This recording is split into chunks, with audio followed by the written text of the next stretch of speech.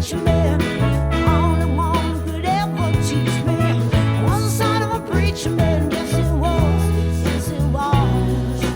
Ooh, yes it was. How well I remember the look that was in his eyes, stealing kisses from me on the side, taking time to make time, telling me that he's all mine, learning from each other's knowing a little there and how much we've grown. And the only boy who could ever reach me was the son of a preacher man, the only one who could ever teach me was the son of a preacher man. Yes it was, yes it was. Ooh yeah, oh yeah, was the son of a preacher man. Oh, it was the son of a preacher man. Oh yeah, I'm the son of a preacher man. Oh yeah, it was the son of a preacher man. Oh yes it was. Oh yeah. Hello and welcome to this video where we're going to talk about how to play Son of a Preacher Man's verse. So you listen to the track, very, very important. You gotta have it on repeat a few times so you get to know the structure of the song and listen to how the chords move, and you don't have to know exactly what's happening at that point, but you need to kind of sketch it out. The funny thing about this verse is that when it comes back and you play it again, at the end, it actually has one bar less. And I played this song for, I don't know, 15 years or something.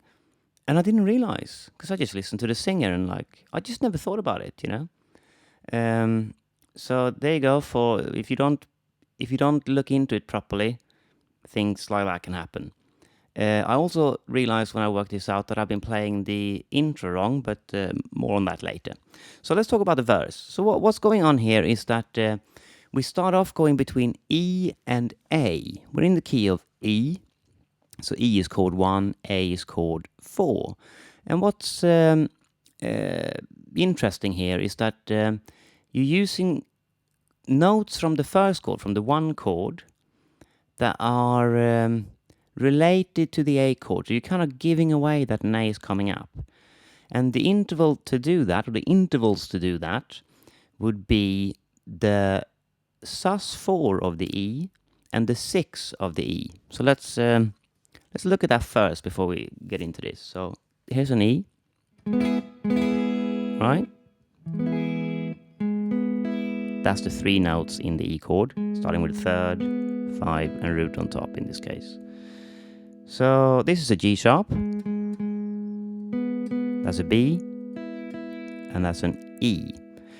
Here's an A, here's an E again,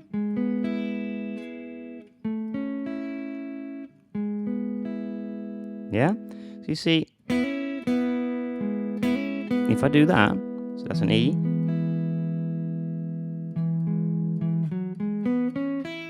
that's the major pentatonic. That note is a 6th.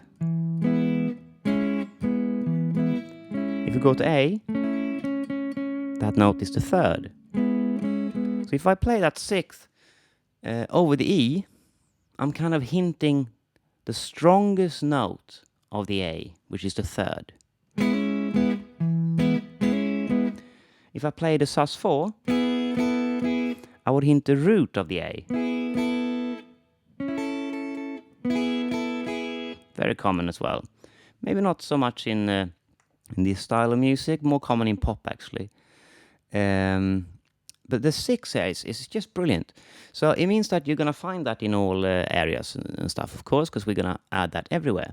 So when I'm here, a D shape, my closest 6 is, and now we're kind of in the C shape really.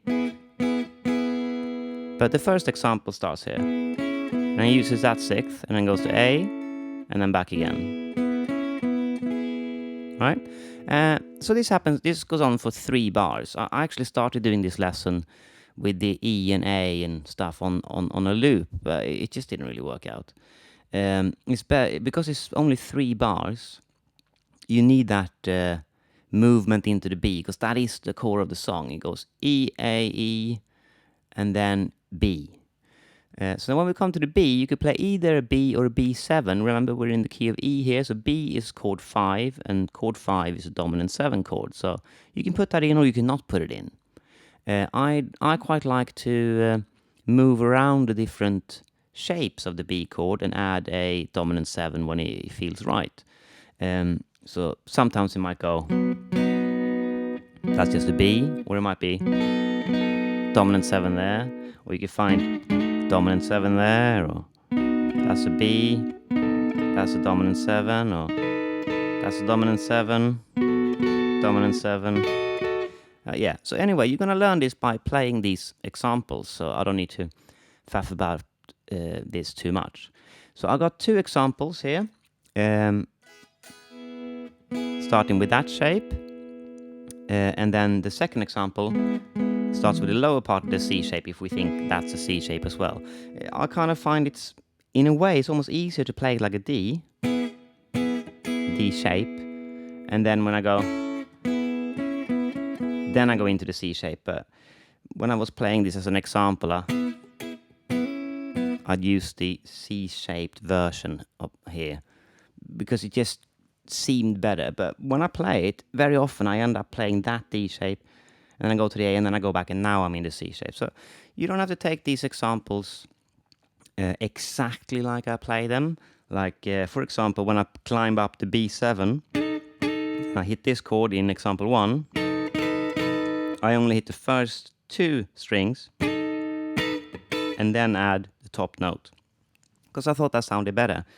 When I hit these, sometimes I come here, that part of the 7, and then it's great to, and then you could climb up and play that later.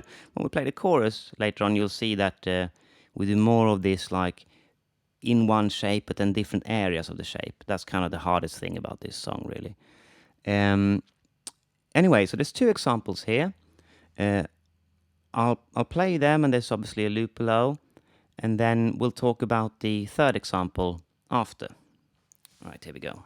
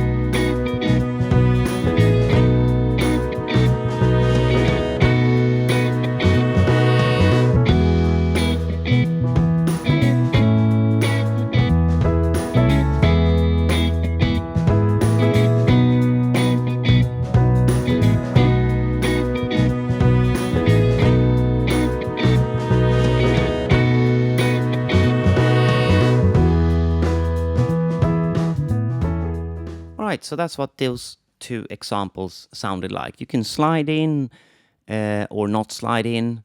You can do some hammer-ons instead of sliding in, and find little ways of varying it. You see, I've taken basically the same rhythm here all the time, and I'm repeating that in slightly different ways. In example 3, we're up here. We're playing a G-shaped E and a C-shaped A.